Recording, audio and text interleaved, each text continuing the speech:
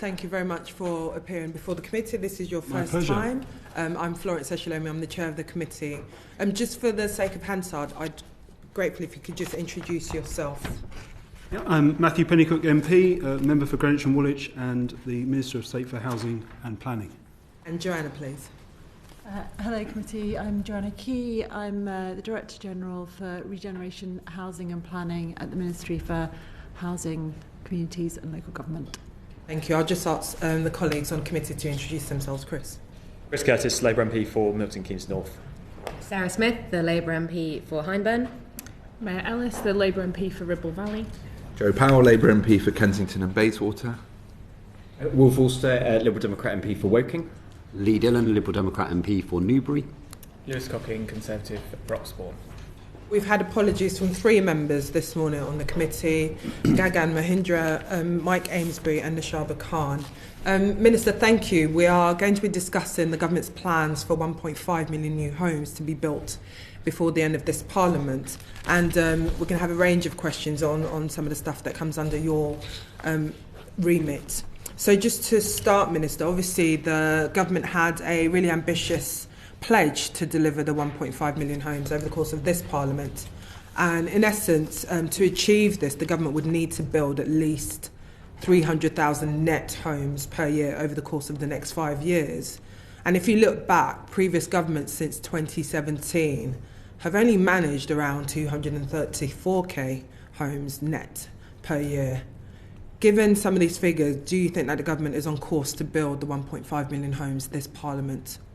Thank you, Chair. And just to say at the outset, thank you for extending me the invitation to come and speak to you today about the government's plans on housing and planning. So on the 1.5 million new homes target, I am convinced it is deliverable, and I believe it is essential, more importantly. And both I and the Deputy Prime Minister have never been anything other than completely candid about the fact that 1.5 million net additional dwellings in a single Parliament is an incredibly stretching target. And we could, of course, have picked a far less taxing target. For example, the previous government's target of 1 million new homes over the same period. But doing so, in our view, would have been an inadequate response to what is an acute and entrenched housing crisis in England. And if I could just, Chair, because I think it sets the scene for everything else, remind the committee what the implications of that housing crisis are. We have a generation now completely locked out of home ownership as a result of the steadily expanding gap between average house prices and average earnings. We've got millions of low to middle income households forced into insecure, unaffordable and far too often substandard private rented housing. We have 1.3 million people languishing on social housing waiting lists. And to our utter shame as a nation, I say this everywhere I go, more than 150,000 homeless children right now living in temporary accommodation. That is the price we've paid for not being serious about house building rates. And it's not just the lives it blights, it's also the impact on our economy. I think we are all suffering. The public services we rely on, for example, are harmed by the fact that we are consuming ever larger amounts of public money in the form of a rapidly rising housing benefit bill.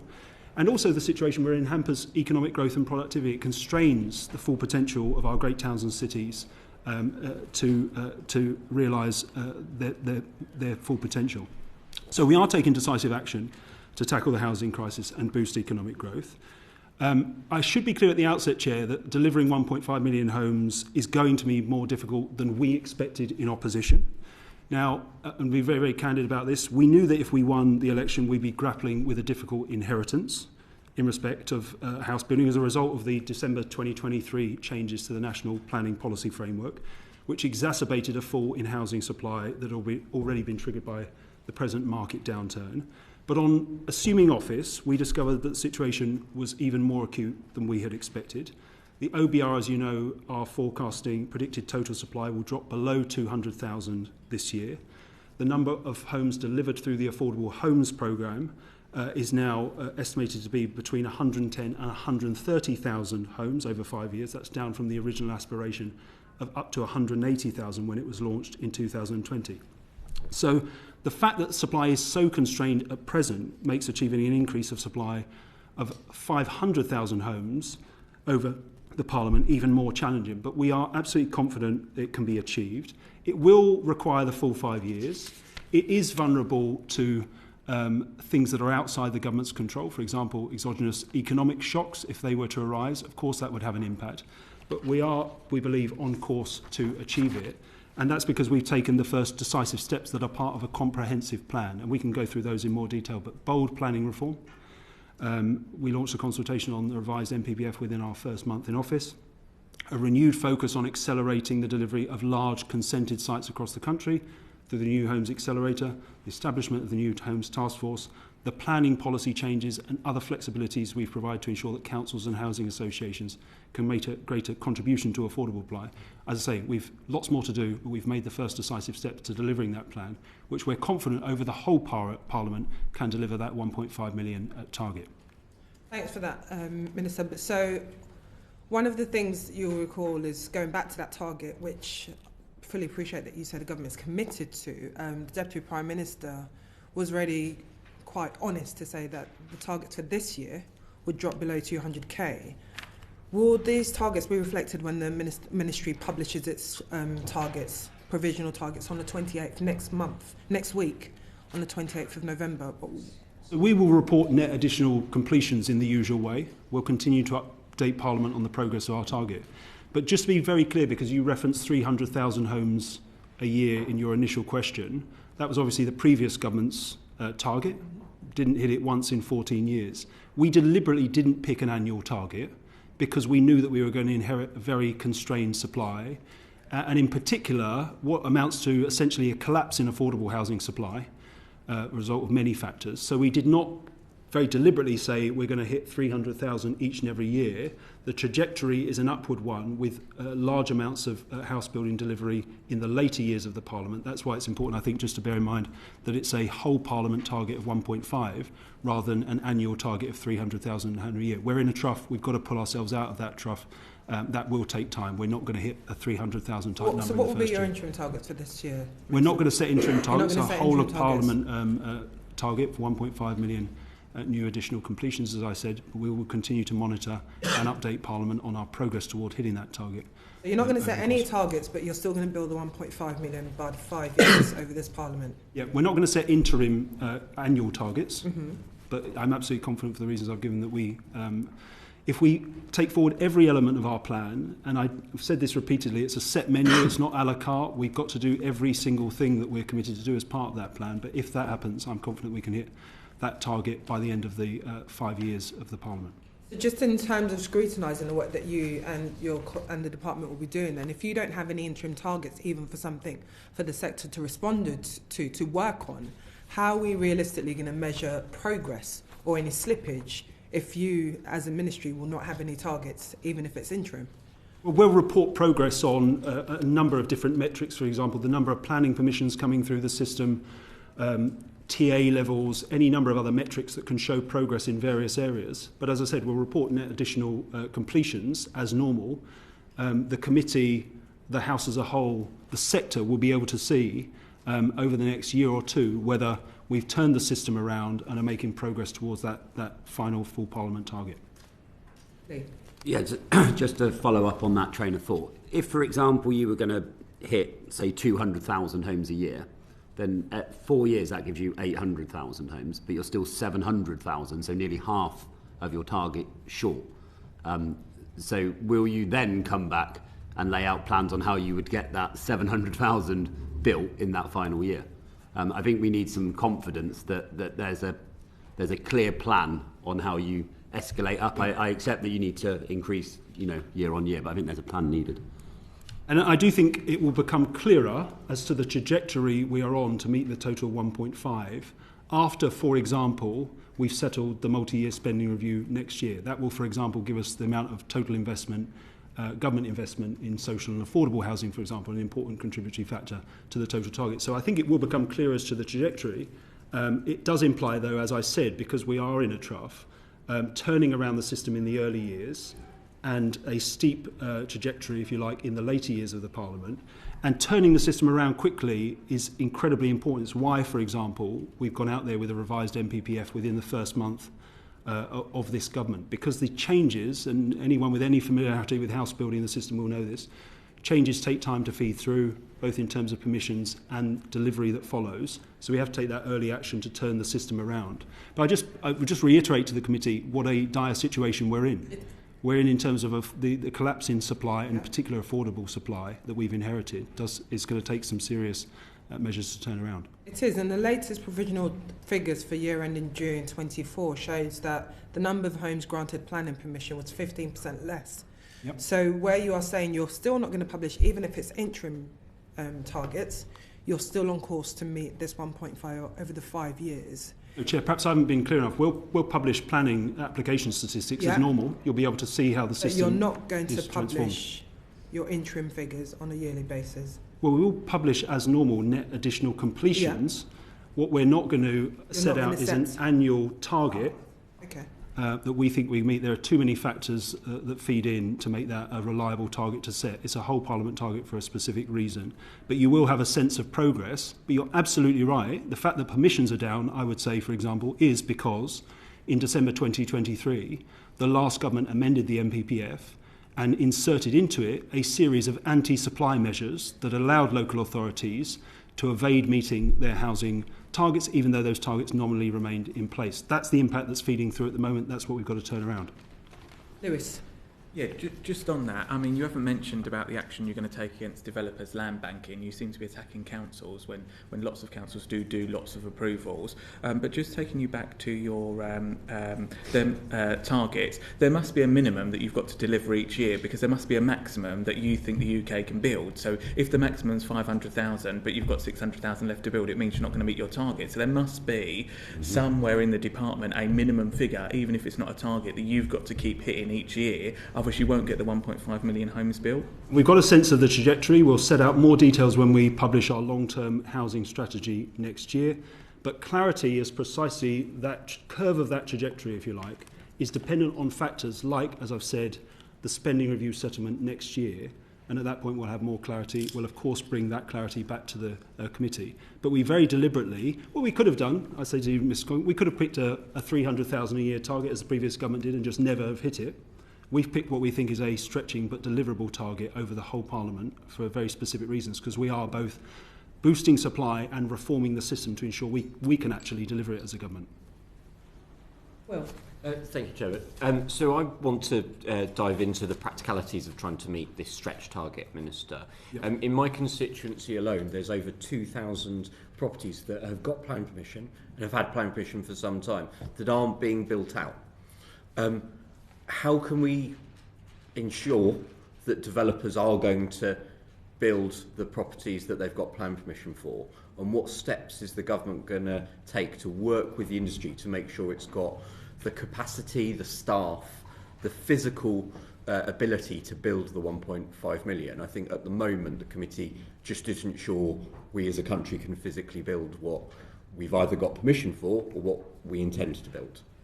Well, I mean, there's a number of points in there which I'll seek to address in turn. I mean, in general terms, can we do this? Yes, we can. Comparable advanced democracies around the world build houses at a rate far higher than ours. France, for example, builds 300,000 houses a year and has done for some time. They have a target in France. This is not impossible, though. This is not impossible. But I think you're absolutely right, and the government are very clear. Planning permissions do not equal houses built. Okay, we've taken a very deliberate decision through the changes we're recommending through the MPPF to boost the total number of homes that we are seeking to build through a revised standard method, from just over 300,000 to 370,000 a year. That is because we think to increase the output of actual homes built, you do need to oversupply permissions into the system.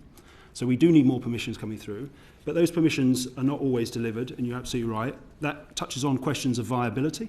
So the government already provides a significant amount of funding to help with viability pressures. That may be the reason that some of the sites in your local area are not built out. There may be reasons that developers are not building out those sites. Again, through the MPPF, we've tried to encourage measures that will help site build out. For example, a focus on mixed tenure sites, the changes we're making to social and affordable housing, where we know a greater percentage of social and affordable in the mix helps site build out. So there's a number of measures we're taking. It's not the end of the story. But we have absolutely rightly got to be focused, as you say, on delivery as well as planning permissions. I referenced in my first answer as well the New Homes Accelerator, which is a specific partnership between Homes England and the department, focused on trying to unblock some of the reasons that are holding back delivery of large consented sites. So this is not contested sites, these are ones that have got planning permission. They should be built out. There's a range of reasons we found why they are not being. Sometimes it's gap funding that's required. In other cases, and in many we found actually, it's a lack of planning capacity in the particular local area. And I think we might come on to planning capacity. I'm sure I get it in most meetings I attend. But there are other specific reasons which the New Homes Accelerator and the support the department provides can try and help unblock particular reasons why sites are being held up. We named a number of initial early sites as part of that programme. We went out for a call for evidence. We've received a huge number of specific sites sent into the department, which we are looking at present. I don't know if, Joe, you want to add anything on that? Thank you, Minister. Yeah, I think just one thing to add on this. I mean, the New Homes Accelerator programme has been running for only a couple of months, but already just the actions that we've taken with Homes England to unblock some of those sites, we think has unlocked about 4 sites for about 4,700 homes, new homes. And it is, as the Minister was alluding to, a range of things that have been holding up the delivery of those sites. Anything from issues with capacity at local planning authority level, but also issues with getting responses from statutory consultees and that kind of thing. And actually, when we've had a bit of intervention from professionals in Homes England, it has been possible to speed up the delivery of those sites. So we want to expand and accelerate that scheme as fast as possible. I think it's going to be really important to deliver the 1.5. Thank you. Just to follow up, the New Homes Accelerator, as you say, is working. It's helping unlock development. But the numbers that it's helped unlock are effectively my and the chairman's constituency backlog, not the rest of the country. Is the New Homes programme sufficient to unlock things? If I could press the Minister a little bit on, you didn't talk about construction jobs and staff and physical capacity. I then, because I've been asked to talk on more planning targets. Can we come back to those? Yes, in fact. Yes, let me address both your points. I mean, I think to the thrust of your initial question, which is we've not seen enough output from the New Homes Accelerator. I'd gently say we've been in office for just over 4 months. I think we've acted by common consensus fairly rapidly on a number of fronts. It is already helping to unblock large consented sites in specific parts of the country. The call for evidence that I referenced saw, as I said, hundreds of sites sent into us. We're going to look at those and through our capacity prioritise the ones that can be brought forward. But these are large sites. These are over 1,500 homes. They will make a contribution. And this is essentially, the way I think of it is, this is the low-hanging fruit that's out there. These are consented schemes. These should be built out. We will consider build out in the round more widely as things progress, again as part of the long-term housing strategy. We do think action needs to be taken there. But the situation is slightly more complicated than the sort of all developers land bank narrative that is put out there. There are specific reasons that developers have a pipeline of supply to operate in the current system. Your second part of your question was on construction capacity. So on construction capacity, and I said earlier, you know, it's a set menu, not a la carte. We've got to take action and be successful in a wide range of areas. Some of the real challenges we face in terms of constraints are a planning capacity constraint in local planning departments, not least due to budget cuts over 14 years. They have been very much hollowed out in many cases. But more widely, from a central government point of view, the capacity to intervene as central government, either through Atlas, New Homes Accelerator, and provide additional support. That we're taking action in that area, but planning capacity is an issue. Construction capacity is another of those very serious challenges. We've got an ageing construction workforce. We've got a not particularly diverse construction workforce as well. We're not attracting a wide range of people into that workforce. There are specific solutions to that come through, for example, MMC, different ways of building homes that are an important part of the mix. But we've got to have a whole government approach to upskilling, expanding and diversifying the construction sector. And that is exactly what we're doing. I had a roundtable just on Monday with colleagues from DWP, DFE and DBIT, Sarah Jones, who's the construction minister, all meeting with the sector to discuss training provision, local labour markets, how the metro mayors can have an impact here in terms of what they're doing in their particular geographies to boost construction sales. But we've got to do more, and we've got to do more with the sector as well as government to amplify the message that this is an industry that people should want to work in. It's highly remunerated, but there are specific challenges that we're sort of working through to ensure that we boost output in the years ahead. A really good example, I'll just finish with this, is getting construction workers into FE colleges to teach construction skills. They can earn more on sites than they can in an FE college. That's a very specific example of something we've got to tackle to bring that knowledge in and be training the next generation of workers for the house building push we need. The committee asked me to finally just talk about planning numbers and the target. You've said there's not an annual target for the government, yet it seems like there'll be an annual target for councils. Can you comment on why the distinction, why the double standard? We particularly as the committee understand that this target is there to deliver homes where they're most needed, yet in some areas it seems that that's not the case, so the target being reduced in London. Will homes that are brought back that have been long-term empty be included in completion? Will permitted development conversions be permitted? So I think we just need a bit more information and clarity on that. Yeah. Lots of this information is out there in the MPPF consultation document, and the committee, I'm sure, has read that document before coming here today. So some of the information is in there, but I'll flesh out what we mean by the revised standard method that we've inserted in that MPPF document. As I've said, and again, I'm holding the distinction in my mind between permissions and completions. We're talking, when we talk about the 1.5 million target, net additional completions, homes built over the Parliament. The standard method gives you the figure that we're aiming for in terms of, land allocated that we want to see permissioned and then built on. And the revised standard method gets us a figure of just over 370,000, I think I'm right, off the top of my head, in remembering. And that's because, as I said, we want to oversupply, and we think that's essential to addressing this chronic mismatch between supply and demand that's out there in the country. We've got to oversupply permissions into the system. So it does give local authorities a revised figure that they have to take into account when developing local plans in terms of allocating specific sites. And we can come on to, I hope, local plan coverage, because it's a really important part of the plan, boosting that coverage. But that's the number it gives. The method we've proposed, and I take the committee back to the existing method, which relies on outdated population figures. It's not particularly stable. The method we've proposed, which is taking a stock-based approach as a minimum, so a 0.8% stock figure as the basis for everywhere, because we do think, such is the nature of the crisis, that every part of the country has to grow in some way. Every part of the country has to make a contribution to the 1.5 million target. But we have focused additional growth on those places with the biggest affordability pressures by more than doubling the affordability multiplier that currently operates in the existing standard method. So we are adjusting for that affordability factor to try and pull housing growth down to the places it's most needed. We've got a lot of consultation responses to the MPPF on this particular point, which we're looking at very carefully as to whether we've got the balance right. But broadly, we think the method we've proposed is the right one, provides a more stable basis for local authorities to plan, recognises those affordability constraints. And it does see in most parts of the country, across, for example, the broader city regions, housing numbers grow in every part. I'll address the London point in particular in a second.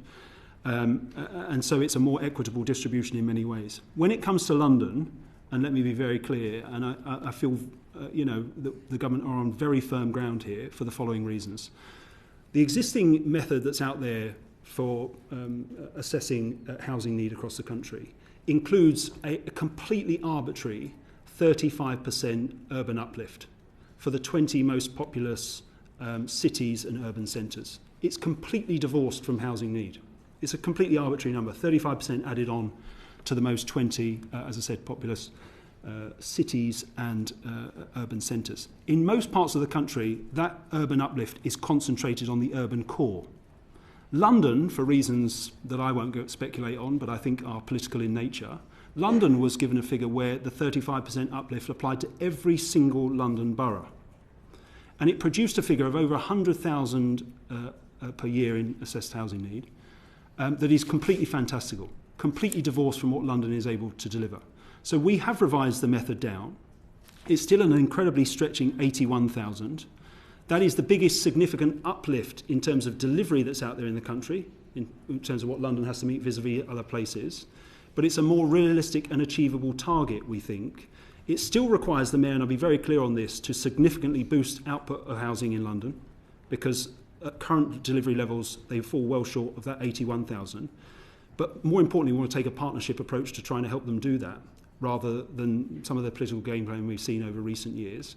It's one reason, for example, we removed the direction to look at elements of the London Plan out of context of the London Plan as a whole, which is being looked at already. But that's the reason that London's figure dropped slightly. As I say, it's still an extremely stretching target in terms of delivery for the capital. Can I just for clarity on the fact you said 30% on the uplift? 35%. And in our paper it says 20% for urban uplift, as adapted from the House of Commons Library, calculating housing need in the planning system, page 4. The urban uplift is 35%. Just to check. Yeah, afterwards, more for our committee for this. Yes. Yeah. Just wanted to. You good? Just on that, Minister, obviously you outlined the pressures facing councils, including the fact that we've got over 151 children in temporary accommodation, 117 families in temporary accommodation, all costing, in excess of £2 billion a year. You'll be aware that since 2016 there hasn't been a national strategy on empty homes. Do you think that's something that you would use to look at and to help with your interim targets that are not going to be published? So empty homes and addressing empty homes is a crucial tool among many, I think, for addressing the housing crisis. It won't solve that crisis in of itself. And I just say that because I slightly push back at the argument that we don't need to build at the scale that we think we do, because there are sufficient empty homes around the country to tackle that crisis alone. What I'd say about empty homes in general is local authorities already have very strong powers and incentives to bring empty homes back into use. They can charge additional council tax on long-term properties. That power was strengthened, I don't know if members who were here remember, through the Levelling Up and Regeneration Act. It allows councils to apply the premium after 1 year of vacancy, not 2. There are a range of other powers that councils can use, CPO powers, and there are also additional orders they can use to take action on that. We will keep this matter under review, but we want to test, and if the committee's got any evidence that those existing powers aren't sufficient for local authorities, I'd be very interested in hearing them. But we think local authorities do have the powers and incentives to be able to bear down on this problem, and it can make a contribution to tackling the housing crisis, absolutely. I think local authorities will tell you that they've got financial incentives for those empty homes, but in terms of powers to bring them back into use, I can think of at least 3 separate sites in my constituency alone that have laid empty. Since I was elected in 2019, I haven't been brought back into use. So I think this is something that maybe the government should have, be looking at in consultation with local authorities. And we're going to Chair, just on that point, I'm more than happy if you provide me with the reasons why compulsory purchase powers, council tax premiums, the various orders that are available aren't sufficient. I'd be very interested in that. Thank you. We're going to come on to affordable housing. Lee. Yeah, thank you. So, Minister, on the 18th of October, you responded to a written question, actually, that I tabled to the Secretary of State, where you said that your government was committed to delivering the biggest increase in social and affordable house building in a generation. So could you tell the committee how many of the 1.5 million new homes will be for social rent? I can't give you that figure for the following reason, although we will again have more clarity as we progress through the Parliament. It's not as simple as simply taking a proportion of the total supply and saying that will definitely be for social and affordable housing. And that is because, as the committee will know, approximately half of all social and affordable housing at present is delivered through developer contributions, existing Section 106 route. We know that will increase as we push supply up more generally through the planning reform actions we've taken. And we're going to also committed to strengthening the existing developer contributions process, that Section 106 process, to try and get more social and affordable housing through that developer contributions route. That is a fairly predictable, once we have clarity about the trajectory, a fairly predictable increase, although still challenging in some ways, to say how much social and affordable you get through that route. The rest of social affordable housing is provided by some input through direct government grant. We won't know until the spending review settlement precisely how much social and affordable homes will come through that route. as I say, at that point, both through the developer contributions route and the grant funded route, we will have better clarity about the total number of social and affordable homes that will come through as a proportion of the total 1.5 million target. But I hope that explains why I can't. It's not as simple as just saying it will be 20, it will be 25%. If I could reword the question, what does the department feel is a minimum level of social housing provision needed in the country? Well, I think it stands to reason by the commitments we made that we are talking about increasing levels beyond what they have been over recent years. So the most recent figures we have, 2022-23, was 58,000 total affordable homes delivered through the system. This was social rent. This was total affordable. No, sorry, my question was social rent, not social. We can get into social as a distinct subcategory, which, as you know, we want to prioritise. The level of social rented home output has been extremely low over the last 14 years. I would say that is a result of deliberate policy choices. For example, you will recall the coalition government, when it entered office, the Affordable Homes Programme budget was slashed. That has obviously seen a drop in the types of affordable homes that are brought forward. What we've committed to on social rented homes is ensuring that we go net positive and remain net positive over the Parliament in terms of the numbers we're building, i.e. building far more than we are losing through demolitions or sales. And that leads into, which we may come on to touch in slightly more detail, but the changes we've made to the right to buy discounts and the wider set of right to buy changes we're considering. But we've got to essentially stop the outflow of our existing stock in the numbers we've seen and build more. But in particular, I don't think we've built enough total affordable housing. 58,000 is way below where the government need to aim for as part of that 1.5 mix. But on social rented in particular, we've got to prioritise that particular form of tenure and increase the supply beyond what it was, which is about, Joe may correct me, about 6,000 or 7,000 has been the high point of social rented supply over recent years. That is completely inadequate. Thank you. Ministers, just on that point that Lee mentioned, the last time 300,000 going back to social homes was met was 1977, I think, before both of us were born. Absolutely, and local authorities played a huge part. And then they built 150 social homes. You'll maybe aware that in March, the former Secretary of State said he had an ambition of 30,000 net additional social homes. And the predecessor committee to this committee recommended a national target of 90,000 social homes. So again, you outlined on the housing crisis and the fact that I think within all our constituencies, we represent constituencies right across the country, including even your constituency in London. The people on the housing waiting list continues to grow every year. I think the figures are 1.2 million on national waiting lists across England. If we are not building to this rate, how are we to address that waiting list? Well, we do need to build far more affordable homes overall, and in particular social rented homes. That's what the government's committed to. That's why very clearly in our manifesto is that commitment to the biggest increase in social and affordable house building in a generation. I'd say on the particular kind of set of questions you've put to me, I'd say a couple of things. The former Secretary of State had many ambitions that he didn't deliver on, that being one of them. As I said, total social rented home output was less than 10,000 at its peak over the past 14 years. We've got to do better than that. We've already taken a number of immediate steps to do so. So I referenced the changes we made in the National Planning Policy Framework to strengthen the provision of social and affordable housing that's directed through that framework in terms of national planning policy.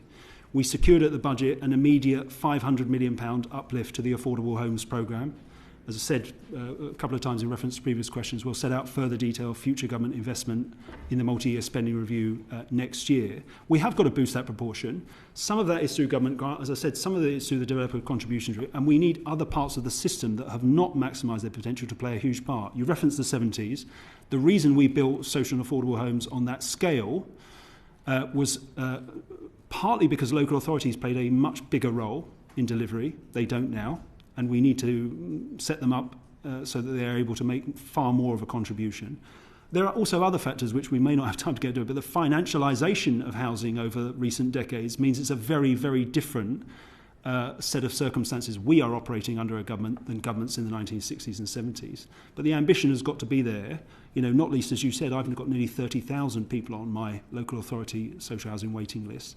If we don't make a meaningful contribution to moving those people out and out of temporary accommodation, which is hugely costly for local authorities, we won't have properly tackled the housing crisis. That's why it's so central to our overall house building plan. Joe, you wanted to come in quickly. Yeah, thank you, Chair. Just to follow up on, on the budget and the consultation that was announced around social rents at CPI plus 1% for 5 years. Do you assess that as being... how would you assess that in terms of the ability of registered providers, housing associations, to contribute to this target in terms of social housing? Yeah, that's a really important question. So, and it's partly, I go back to the sort of collapse in affordable housing supply that we've seen over recent years, and those figures we inherited are partly because the pressures on councils and housing associations' headroom are so acute. That's for a number of reasons, very laudable ones. We need councils and housing associations to be taking action on decarbonisation, to be addressing building safety issues. But these are all costs that need to be factored in. What we have tried to address through the budget is the lack of certainty that those providers have faced over recent years. So I take you back again to previous governments, but rent settlements which providers thought were set in stone and would be honoured were repeatedly changed, sometimes at incredibly short notice. Providers had to deal with a 1% reduction in rents over a period under George Osborne. That was specifically to try and address the housing benefit budget, but it had a huge impact on providers. We're trying to say with our offer of going out to consultation with a rent settlement of CPI plus 1 for 5 years at a minimum, and we've asked for views on extending that timeline, will at least give them the headroom and the confidence to start to address those issues with existing supply, but also build more, because it will be the supply of new affordable homes that is the first thing that's pulled back, as we've seen lots of signs of over recent months and years, that suffers, vis-a-vis decarbonisation, building safety and those other demands. But I think one of the challenges that, having met some of the big housing associations since the budget, one of the things they've said to me is that they feel like this will help stabilise, as you said, and give some certainty. But if they're going to play a major contribution in the 1.5 million, they feel like this might not be sufficient. Now, obviously, there are two factors there. One is the length, whether going to 10 years might give them even more kind of certainty to invest, yep. Or whether, and I know this is contentious because obviously we have social renters who are also looking at this carefully from their perspective. But I guess just to kind of, what would be your response to these housing associations who are saying this might not be sufficient for them to play that role in building? Well, I'd say, my response to them would be what I've said to them many, many times before in many different forums. We're very heavily engaged with providers in terms of understanding what the pressures are on them, what they're seeking. I think what we've tried to strike the right balance, and we think it is the right balance at present, with a proposal of CPI plus 1 for 5 years. But as I say, it's out to consultation. We want to hear views back. But I suppose, talking candidly, the trade-offs that we have to weigh up as a government are, yes, the impact on tenants who are not covered by housing benefit, and that is one particular cohort of tenants. They would see, if we went further, CPI plus 2, CPI plus 3, CPI plus 1, plus rent convergence, they would see an impact in terms of their household budgets. Just got to weigh that in the mix. And also the impact on the housing benefit bill. So playing around with the rent formula in this way has potential quite significant implications for the welfare spending, AMI welfare spending. So those are just the factors the government is weighing up. We think this is the right proposal.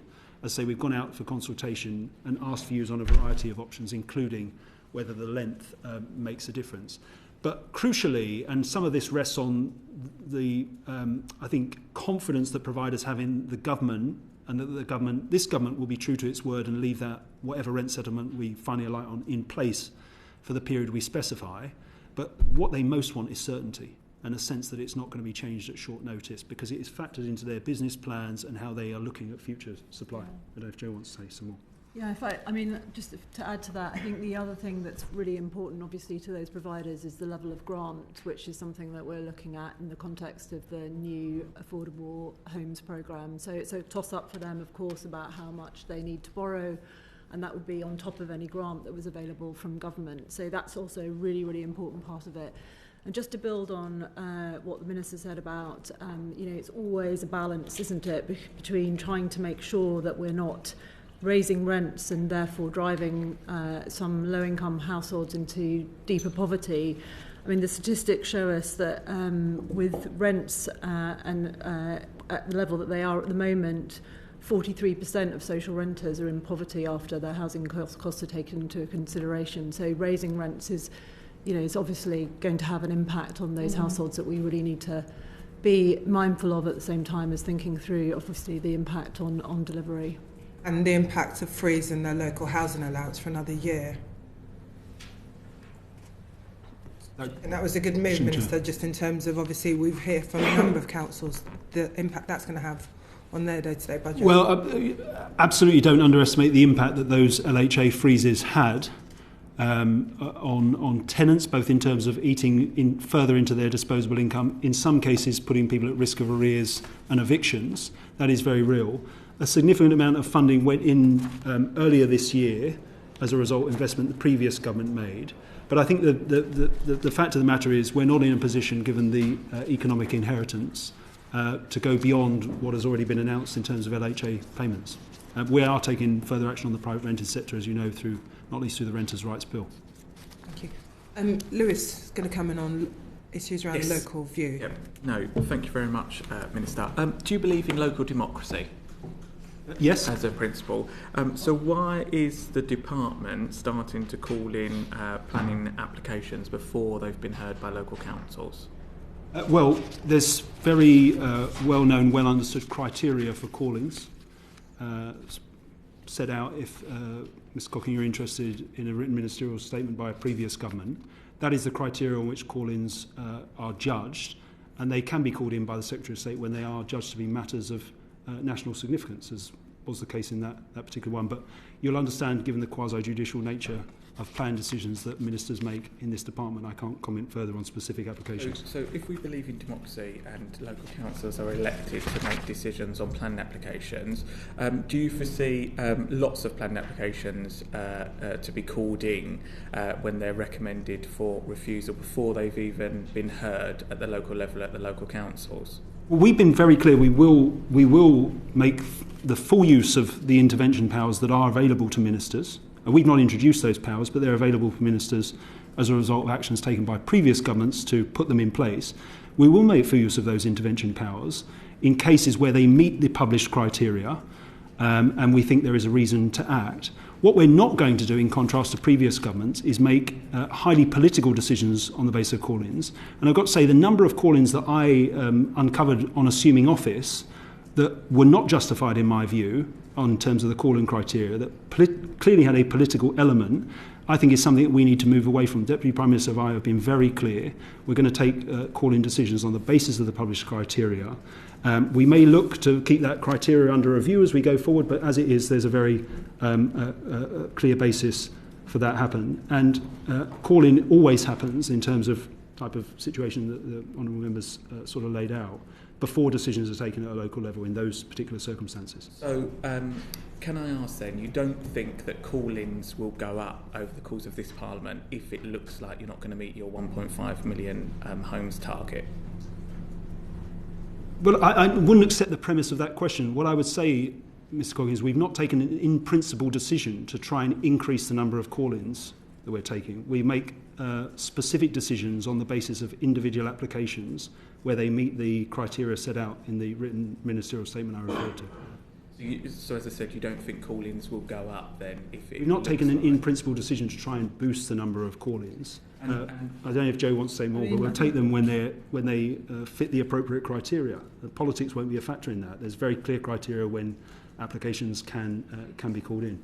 I think since the election there's been approximately 10 call-in decisions. I don't think that rate's any different to in previous administrations. And there's been no discussions within the department to extend the premise of when call-ins can happen?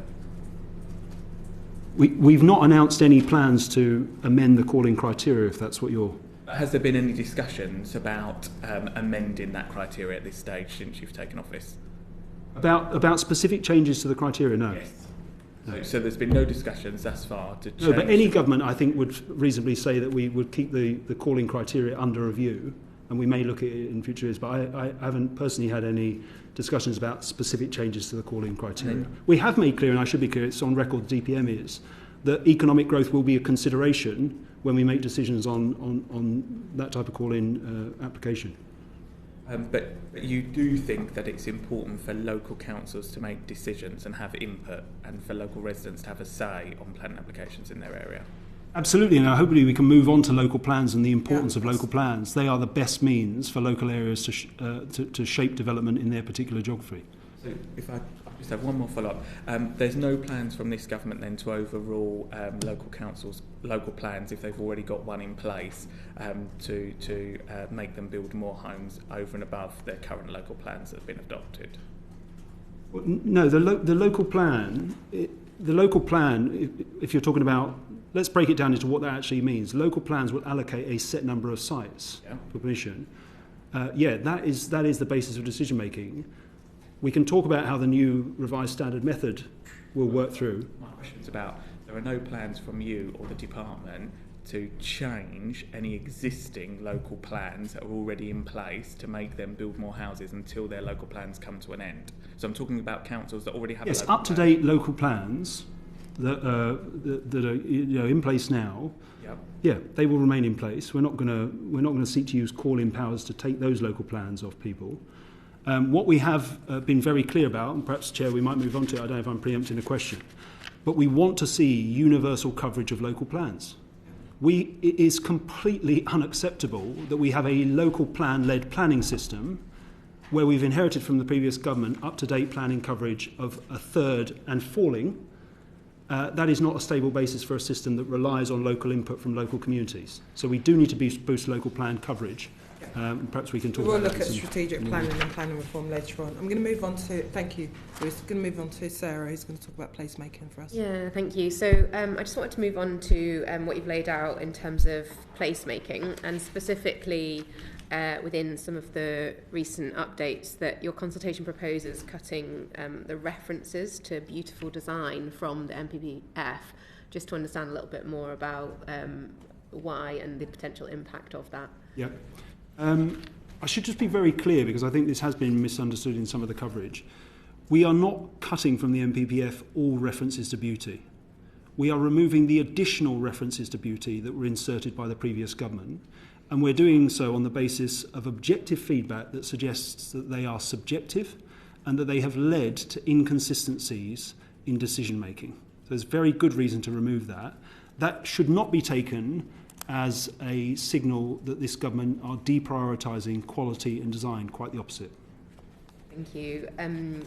Also, you've taken the decision to disband the Office of For Place, and so just wanted to understand how you envisage the role of local design codes in ensuring the delivery of high quality, delivering high quality placemaking on the new developments that come forward.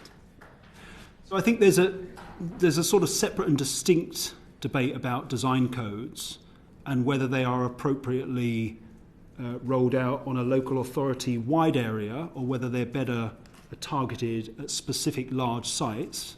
For example, some of the large sites that might come through as a result of the MPPF changes, or the new towns, where you might say take a sort of approach to say this particular development in the round needs a design code for it. But I think there is a debate to be had as to whether local authority-wide design codes are the right way to go forward. In terms of quality and design more generally, yes, as a result of the budget situation, we had to make that decision with the Office for Place. As I said, it's not to be taken as a downgrading of design or quality. We want to mainstream some of the work that the Office for Place has taken forward, some of the lessons that they've learned, throughout the whole of the government's agenda, and put that whole agenda much more centrally to the department's work in the department. We intend, because it's not the only intervention in terms of the Office for Place as an organisation, to update the National Design Guide and the National Model Design Code in the spring next year. But I'm also, in the way I set out in the recent WMS on this particular decision, looking to bring some of that expertise and advice directly into the department, and to have a direct ministerial role in how the government looks at design and quality in the round. Because I think, and I've said this on numerous occasions, Chair, sorry if I'm repeating myself and the committee's heard this, but I do think, so it picks up Mr Cocking's question, I think that it is so important that as we strive to boost house building in the way that we are determined to do, we improve the design and quality of the buildings and the places that are coming forward. Because when it comes to local community input, I understand, and I can have cases from my own constituency, why communities take issue with bad development that comes forward, development in particular that is infrastructure, amenity and service deficient, that doesn't have everything that is needed for a community to thrive. So we've got to do better in terms of placemaking, design and quality as part of the government's wider agenda to dampen opposition to development. Because I think, and I'm very open-eyed about this, you will never get rid of objections completely. There will be some people across the country who will take issue with development of any kind in their area. They just don't want to see it built. There are a far larger group of people, I'd say, that would be content with development if it's high-quality development, if it has the necessary infrastructure, amenities, services for those places to thrive, and therefore the impact on them is less acute than it would be in terms of their existing way of life if we get those things right. So it's part and parcel of the government's agenda to drive up design and quality standards. I don't know if there's anything you want to add, Jo. I just wonder whether it's worth just saying that in the recent budget, £46 million was allocated to local authorities, to the department to try and promote greater capacity in local authorities for their planning and also design capacity. Because often what we find is that local authorities themselves don't have the right set of skills or capacity or capability to be able to really assess good design and promote it within their community. So making sure that that's available to them is also a really important part of what the Minister set out in terms of our strategy to try and promote good design in all of this. What's the ambition in terms of the timelines for that to be deployed? And how's progress really on that? As soon as possible, because the money is for this year and next, so we will try and get it out the door as soon as we possibly can. Progress so just on that figure, how much would that equate to just roughly per local authority area, or how are you? We're not, we haven't sort of set out the criteria for allocating it because it's only been a few weeks since the budget, but we would hope to make sure that we allocate it to those local authorities who have the sort of greatest development proposals coming forward and therefore require that kind of support and assistance, but it will be subject, of course, to... That goes back to the question that Will raised in terms of the expertise that we need within local authorities, and some of the things that Lewis raised. In essence, a number of councils do not have that to bring forward the applications, hence why we are seeing a backlog and applications down across local areas. I've got a few members indicating, I'm just mindful of time, please. I'll bring in Jo and then Lee. Just a brief follow-up on the last two topics, and you mentioned objections, Minister. How has the department thought about how to get the voices of people on these housing waiting lists or in overcrowded properties who might benefit from some of these large-scale developments, to get their voices into these planning decisions more centrally? Because they often seem to be not included in or don't show up in the same way as people that are objecting. Yeah. It's a very good question. I think we're at a minimum minded to take forward some of the reforms that were contained in the Levelling Up and Regeneration Act in terms of digital planning. So some of this is about how you make the planning process more accessible to a wider range of people. I think digital planning, proper spatial planning that can be seen, will allow people to understand, for example, what the impact of a local plan proposal means for their area. I was really struck, just as an aside, when I attended the G7 in Rome and I was speaking to the Japanese delegation there. Their whole planning system is completely digitised, and you can see 3D models of each city of what's coming forward in terms of proposals. It's a sort of world away from where we are, although they are very sort of jealous of our information availability in terms of what can be accessed to land ownership and the rest. But I think there's a huge amount we could do there to sort of just, and we're looking at other ways that we could just broaden the planning process out to a wider range of people than will necessarily attend, a committee meeting in a town hall on a rainy Thursday evening or whatever. And I think that speaks somehow, if we're dancing around it, but local plan coverage, which we've talked about already in terms of boosting it across the country, that is such an important part of the plan because, and I say this in terms of how do we best shape development in ways that communities want. For me, local plans are absolutely central. That is where upstream the community should get involved to say these are the sites we want allocated to come forward for development. This is what we want to see in terms of specific site allocations. This is the type of buildings, height, densities that we want on these sites in a broad way. That's the best time that communities can shape development. What we've got at the moment is a system where we don't have that up-to-date local plan coverage, where in a way, and I don't blame them, local politicians are incentivised not to put one in place, to send decisions that are outside the plan to the planning inspectorate to take it, because the political costs can therefore be borne by the planning inspectorate. But that's why we have so much out-of-plan speculative development of a kind that communities really take issue with. So we have to boost local plan coverage across the country. It's amazing, I've got to say, since we've published our increased proposed targets, how many councils that have been dragging their heels are now suddenly making very, very quick progress on local plan coverage, I think, to try and come in before the transitional arrangements would end. So it can be done, and we want to see them boosted, but it goes back to Mr. Cocking's question. With those handful of local authorities that aren't the ones that need genuine support to finish developing their local plans, but just don't want to put one in place, we will not hesitate to intervene on them. In extremis, to take the local plan off the local authority and have it implemented by central government. Chris. Very quickly on that point. It seems like you're saying correctly that the lack of local plan coverage causes speculative development. As far as I can see, the biggest stick that we've got to beat local areas that are not going to put in place local plans because of the political pressure that you've just mentioned is more speculative development. So I suppose, is there not another stick that you could... That doesn't solve the political problem because that gives local councils, that means they've still got somebody else to blame. So is there not another mechanism that we should be looking at in order to push local councils that are not going through that correct process and putting a local plan in place in order to ensure that they do? So you're right. I mean, I think, and this is where the incentives aren't quite correct as we have them.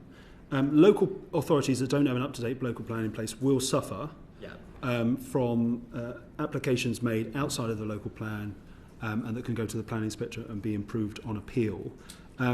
For lots of local authorities, that is a real incentive to get a local plan in place. They don't want that to take place. There are some that say, okay, got someone else to blame. Yeah, I can put the blame on the planning inspector for that decision. We refused it. And therefore, in some way, it's not a cost-free, but I think there is an issue that we've got to deal with there. There are a range of intervention powers available to ministers. I just mentioned in extremis we can take the local plan off a local authority, but there are a number of steps before that happens that we can take to try and encourage and require local authorities to put a local plan in place. I think, as I said, some of it is about support. We could try and talk about planning capacity more directly. There are lots of local authorities desperately want to put a local plan in place, have it up to date, just do not have the planning officer capacity, and we can look to help those. And we specifically laid out a commitment to help those authorities that will, under the proposed revised standard method, have to update their local plans because they are out of the sort of 200 delta that we proposed, although we're looking at through consultation responses. But there are a range of incentives in place we can use to ensure that those plans are in place. But we are aiming, as I said, for universal local plan coverage. Thank you, Minister. I'm just mindful of time, colleagues, and Maya's. I'd like to pick up a bit on green belt and grey belt issues. So first of all, could you just talk about sort of the extent to which pockets of green space in the green belt could be considered grey belt under your proposed definition of grey belt land? So I think it's important to just be very clear that, and this is clear in the MPVF document, that land safeguarded for environmental reasons, national parks, habitat sites, they will retain those protections under the proposal. So we're not talking about interfering on those sites. When it comes to the green belt more generally, look, we've said, and we've been very clear, and I don't think this is in dispute between any particular political party, but we've got a brownfield first approach to development in general. We took steps in the MPPF to strengthen the definition around brownfield, to try and prioritise when it's released. You will have seen that we published a working paper on a brownfield passport that seeks wider views on how we can go further in terms of prioritising, accelerating the release of brownfield land, to the extent that when it's an appropriate application, the default should be yes. But there isn't enough brownfield on registered sites across the country to meet housing needs, certainly not in the right location and that are viable. So we're going to have to look to Greenbelt release. Let me be very clear that is not a completely different proposition in and of itself from previous governments. It's not like before July we had no Greenbelt release. What we had was quite a significant amount of Greenbelt release undertaken in a haphazard way, and it often led to speculative development appeal of the kind that communities rightly took issue with. So we are determined to take a smarter and more strategic approach to the Greenbelt, ensuring that where local authorities can't meet their needs through brownfield development alone, or, and we might come on to strategic planning through cross-boundary cooperation with other neighbouring authorities, they should look to review their Greenbelt, and they should look to prioritise the release of lower quality Greybelt land within that Greenbelt as a first order, rather than greenfield Greenbelt sites. And we've defined Greybelt, as I say, this is another issue where we've got lots of consultation feedback. We're carefully considering all the submissions we've received. But we've defined Greybelt as, in relation to the purposes that the Greenbelt is expected to achieve, and where it makes a limited contribution to those purposes. We think that broadly is the sensible way to proceed, rather than other definitions which I think are more problematic. Just to build on that, how are you going to ensure that those sort of golden rules for Greenbelt release are going to be delivered on? How are we going to enforce the golden rules? So we propose golden rules. We're looking carefully at whether those golden rules are right, in particular benchmark land value, whether that would operate in the way we want. We've been very clear that there are two routes to Greybelt release which we could touch upon, through the plan-making route and through the decision-making route where an up-to-date plan isn't in progress. But the golden rules will apply in terms of whether a site can be judged to be released by the local authority. That's what's very clearly set out in the document, and the steps that people must go through, the sequential tests on plan making and through the decision-making route in terms of what's released. So we've got to move away, and this is, I think, an important contribution to doing it, move away from a system where, when under pressure, Greenbelt is released in a haphazard way. It's a smarter, more strategic way to release it in the right locations. But the ultimate goal is, and I want to be very clear, is the release of more land into the system. We need more land into the system as part of that house building drive 1.5 million. We've got to make sure it's the right land. Just to build on that, have you done any impact assessment of how many additional new homes Greybelt land will deliver? We've not done that assessment centrally because the Greenbelt reviews that will need to take place will be done by local authorities. So there are some local authorities out there that have already reviewed their Greenbelt. They've got a fair sense of what is the lower quality sites within it, what might qualify as Greybelt under the final definition that's chosen. In other places that hasn't taken place.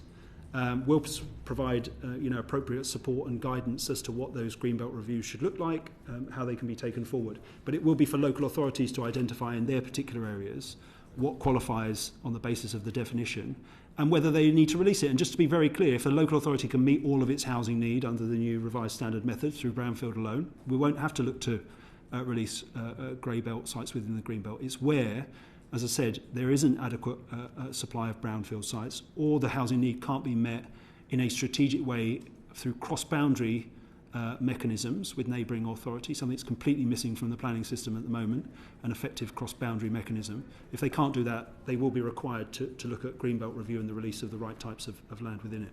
Just lastly, quickly, there's no mention of open countryside within the MPPF, but has there been any representations about that in terms of feedback from the consultation and any discussion? Well, openness is one of the general purposes of the Greenbelt that the definition of Greybelt will have to have regard to. In terms of MPPF responses, in particular, I don't think. I don't recall any being on that specific topic, but can we absolutely check that and come back to you, because I don't want to mislead you inadvertently.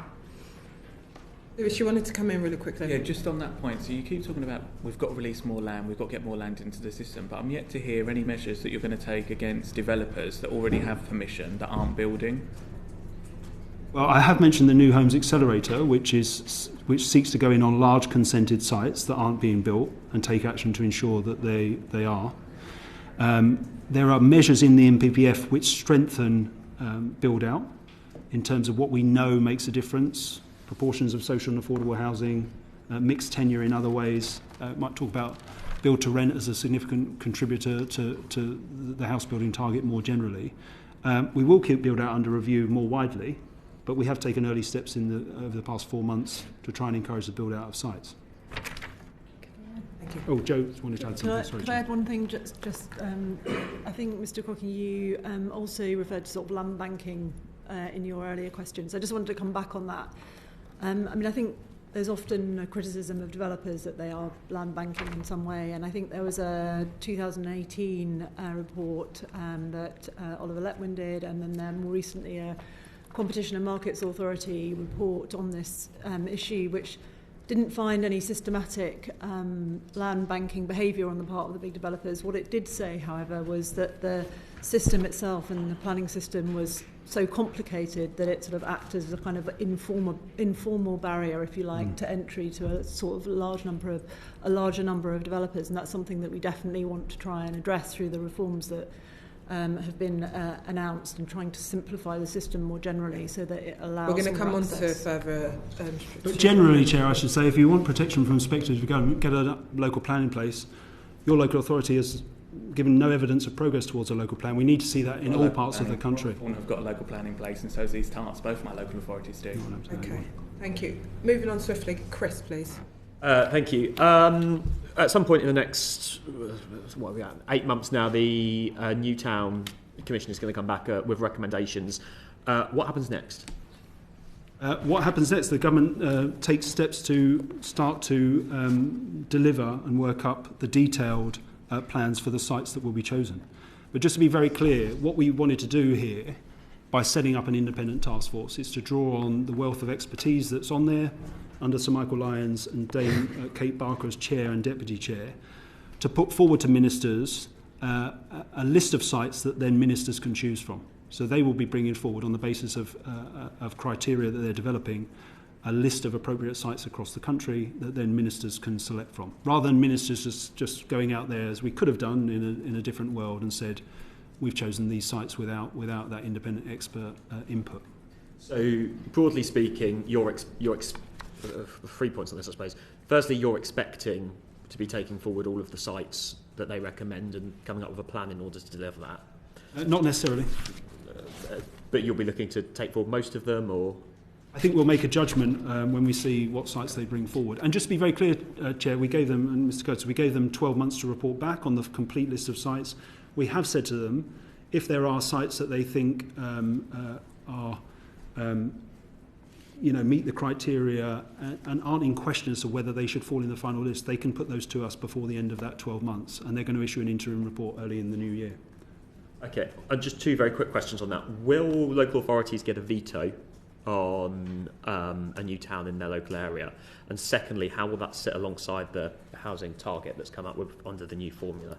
Well, I don't expect the scenario that you're sort of setting out to apply in many cases. And I say that because the New Towns Task Force has already gone out with a call for I think expressions of interest might be too strong, but a general sense from local authorities to provide evidence precisely as to whether there are sites in their areas they want the New Towns Task Force to look at, and has had a very significant response. So we know there's appetite out there amongst local leaders to look at sites in their area. Development that will come forward through the New Towns programme will be separate to and in addition to LHN as defined in the revised standard method. And I think we've got to be very clear about it. We have been clear in the documents, so it seems to be slightly misunderstood. These new towns are additional to the general assessed housing need through the planning system. They're not necessarily a way that you might meet the totality of your need in area. But we think they're an important part to fixing the system and to ensuring that, in appropriate locations, task force will advise us on what they are. We see large-scale new communities come forward.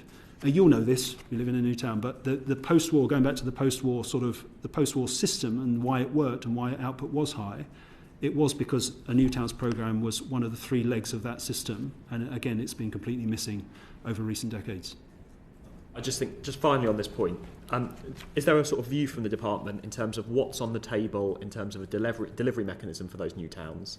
And secondly, how do you see that being funded? Have you had conversations with the Treasury about the funding of those delivery mechanisms? That will be determined through conversations with the Treasury at the appropriate point when we've got a defined list of sites we're looking at. I don't know if Joe wants to say more, but I'm limited in terms of what I can say at this point on that. I think just worth saying on the delivery vehicle, I think there are a number of different options in the legislation, and it's one of the things that we've asked the task force to give us some views on what they think is the most appropriate vehicle and what the sort of pros and cons of different delivery vehicles might be, because different types of delivery vehicles have different powers, for example, in the legislation, and that's quite important when you're thinking about how you want to plan a new town. That's a useful point, Chair, that we should mention in terms of the New Towns Task Force is being asked to come up with a prospectus for how these things are taken forward. The finance is one part, but taking this back to design and quality, we want these new large-scale communities to be examples of exemplary development. Again, the task force is being asked to look at how that can best be made happen. It's got design and expertise on the task force specifically for that reason. Lee just wants to come in, then Chris is going to move on to planning. Yeah, so just a couple of on new towns. So I think it's of 10,000 dwellings or more. Would the department consider providing strategic advice to a local authority if it looked for a town of around, say, 7,500? And why, if a local plan and so resident consultation determined that the best way to meet their housing allocation was to create a new larger village or a smaller town, why couldn't that then equate to their housing numbers?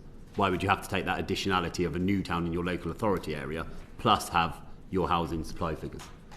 And it happens already, so it wouldn't be something new. If a particular local authority or groups of local authorities under the strategic planning framework that we want to introduce were to come forward and say X location is in a sustainable place, has good transport links, etc., etc., etc. We want to build a large-scale development on that site, but it's under 10,000. They're completely at liberty to do so, and that would count to their either individual or aggregate housing targets. The New Towns programme will be a separate stream for what is very large-scale new communities. That's why we chose the 10,000 threshold. We haven't put a number. I'm constantly asked this. We've not got a number in mind. I haven't got 2, 3, 4, 10. We want to see what the independent task force brings us in terms of appropriate locations. That's how we will determine. But they will be a mix, and I think this is important to understand. There'll be a mix of what is classically understood as a new town, a standalone greenfield development. They will also include a number of urban extensions, for example, which might not be at the sort of upper end of the threshold of some of the large-scale greenfield sites that might come forward, but would still make a sizable contribution and be over 10,000 units. But they can come through the programme as well. Thank you. Thank you. Sarah. Yeah, you've just touched a little bit upon the strategic sort of planning aims, and I wanted to really understand a little bit more about what the plans are to deliver those strategic plans and enable local authorities to work more effectively together to bring forward both kind of the housing and infrastructure projects, which has certainly been a challenge in my constituency. So what are those plans, and how are you envisaging requiring local authorities to better cooperate at the regional level? Really good question, and I think this is a really important part of the government's plan on housing and planning more generally, because we have been clear, and I think this has been a severe constraint over recent years. We can't meet housing need across England purely on a local level, and there is a missing tier of planning at present, which the existing duty to cooperate, entirely voluntary, does not fill. Anyone who's been a councillor in this area and subject to the duty to cooperate knows that it means meeting 3 or 4 times a year, having a good chat, and in most cases agreeing to do very little, if nothing. We need a more effective mechanism for cross-boundary strategic planning, because it is the most sensible way in lots of parts of the country, in particular when you have bounded urban authorities with high housing numbers, to sensibly plan for housing growth at a larger than local scale. So we are absolutely committed and very clear in our manifesto that it needs to be introduced. It's a bit too early to be definitive about the particular format of the strategic planning system we'll introduce. We want to look at all the available evidence and assess the options. We're doing that at pace. Our thinking is quite developed in this area. And I can, I suppose, tell the committee that the lead model at present for strategic plans will be spatial development strategies, which already exists. London is a good example. We wouldn't necessarily want to see the whole country, if we go down that route, adopt the whole London method, but the framework as applies to London would be the base of going forward. and that has worked quite well in London over a 20-year period under 3 different mayors. Where mayors are already in place, metro mayors, through an SDS system, they would have responsibility for producing it. But they're voluntary, though, Ms. No, these will be whatever system we come up with. We are clear that we are going to require universal strategic plan coverage across England, whether it's in devolved areas or non-devolved areas. It is a key part of the solution to getting house building right and getting housing growth in the most appropriate and sustainable places. So essentially, the government will be mandating this. Sub-regional strategic planning. Okay. Yeah, been very clear about that, Chair. I was just going to follow up with you. I think you were sort of moving towards that. How will it operate in practice in areas that don't have a mayor and aren't yet in that phase of their plan for devolution? And are you confident that you can therefore roll it out across England by the end of this Parliament? I'm confident we can roll it out, and we've been very clear that we will roll it out, and we will take necessary powers to do so in the planning and infrastructure bill that will come forward next year.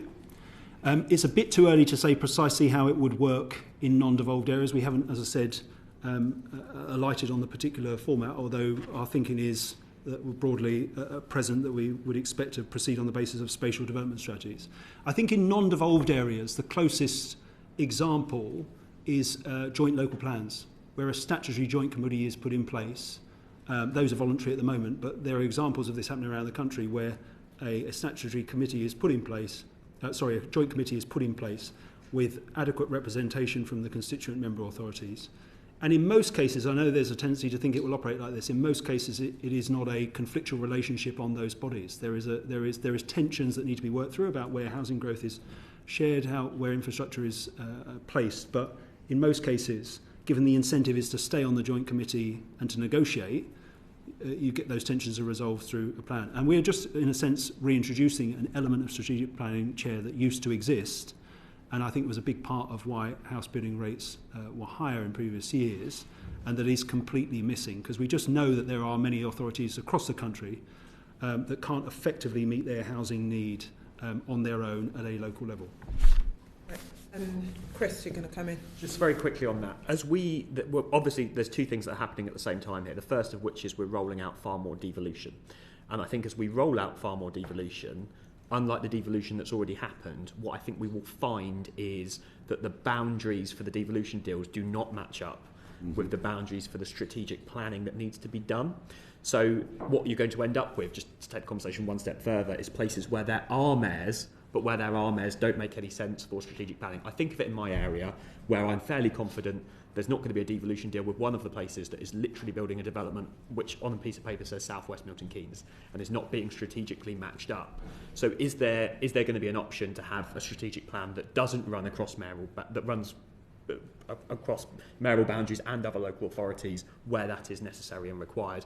And will you be willing to put pressure on local authorities that are not signed up to the mayoral deal in order to be part of that strategic planning arrangement?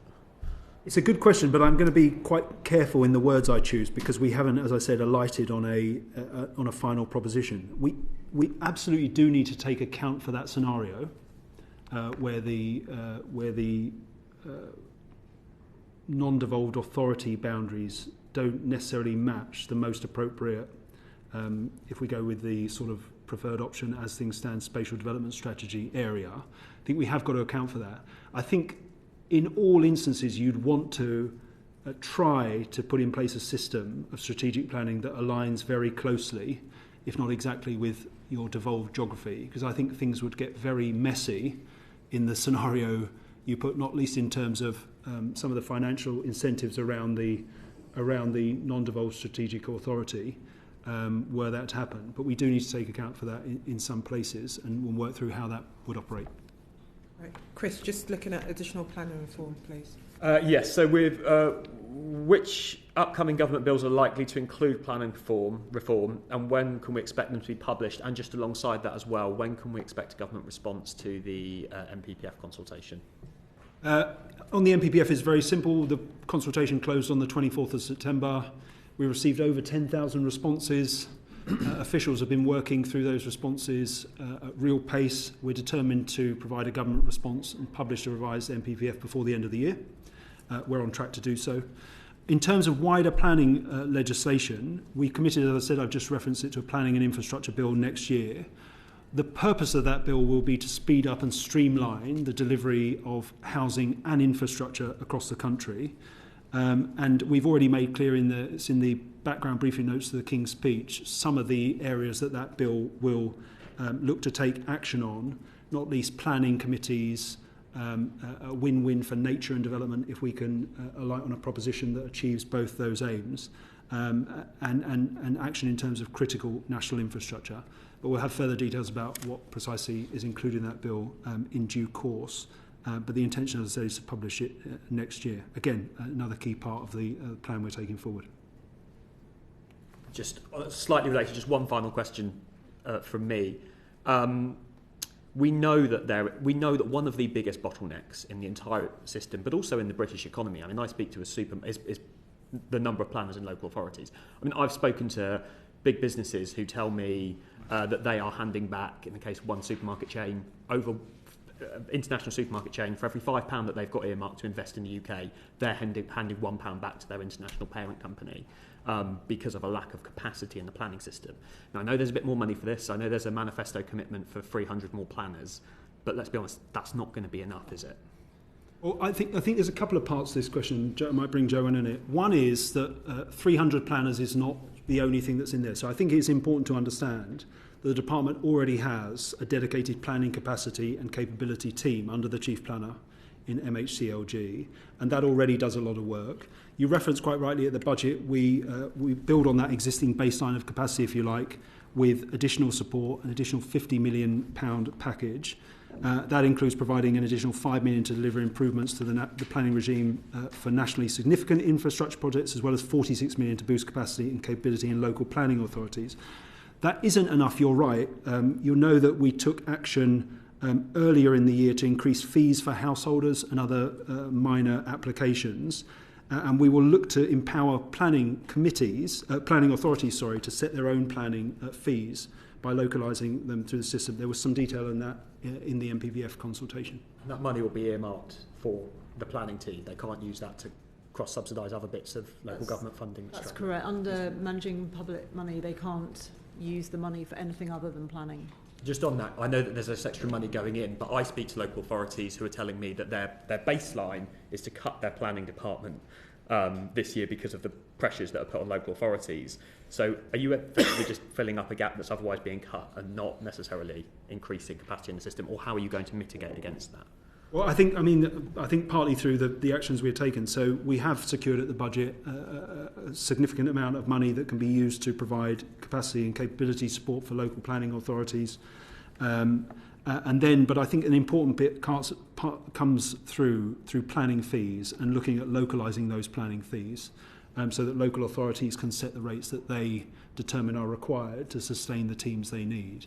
But we're also taking action centrally through Atlas and through the central government support we have in place to give those local authorities that most need some additional capacity, that extra help from central government. Will that include bringing forward the NDMPs, and what will they sort of touch on and cover? NDMPs, something progressed through the last government through the Levelling Up and Regeneration bill. We are committed to consulting on those, to taking them forward. I'll give you more details next year. There aren't so you don't have much detail. You don't have a draft and you don't have a timeline for that, Minister? We haven't announced a timeline at present. They will be next year in terms of going out to consult on them. And that will, and I think this is important for the committee to know, that will lead to a situation where NDMPs deal with the development control aspects of the planning system, and the MPPF is left as essentially a plan-making document.